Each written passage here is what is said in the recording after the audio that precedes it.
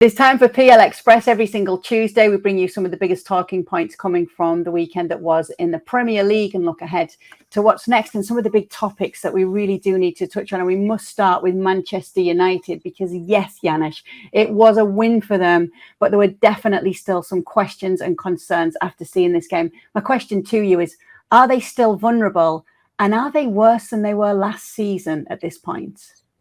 I think we're going to stay consistent, right? I mean, now 2-3 weeks ago, we were wondering how much better can this team get, and that's the issue. I think they're about the same as last year. I don't necessarily think they're worse. I mean, it's going to take a little bit of time. Let's face it, and we're going to get to other teams at this point. And I'm sure we're going to talk about Arsenal same because people are going to look at it. Oh my goodness, they didn't get the points. But right now, it's all about winning. It doesn't really matter how. Right. So this is what I would say about Manchester United because they found a way in that game. Yes, it didn't look great. I guess I'm waiting for their season to start because they were woeful at home at Old Trafford against Wolves. They were very good against Spurs in the first half, disaster in the second half. That seemed to continue and spill over to this game because they conceded 2 goals early. And I just think they're the same because their transfer market's been very, very poor so far.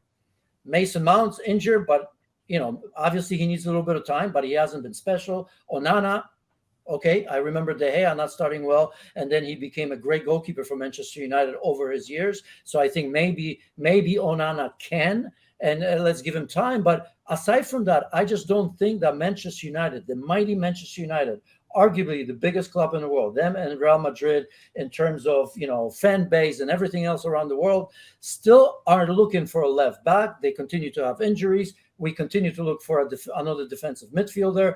We think they need another center back. Obviously, because of injuries, they need a left back. And here we are a couple of days before the transfer window being offered. So I'm going to stay with what you and I were talking about it. They overachieved greatly thanks to Ten Hag. He's done a tremendous job.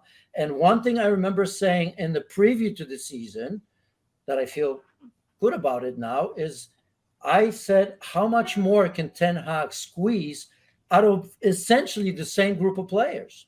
And I think we're seeing that so far, not much more. So here we are. I think Manchester United is going to be fine. I think they're a top 4 team. I don't think they're going to get better from that in terms of they won't be a contender for the title. They won't be a contender in the Champions League. They'll be about the same. Unless they change drastically in the next couple of days and in January, it's possible. But as it stands right now, I think same as last season.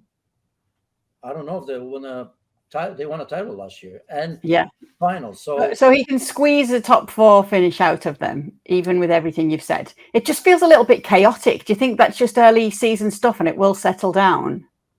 I think it does. I've always said we look at injuries, not just at Manchester United. We look at massive injuries elsewhere, right?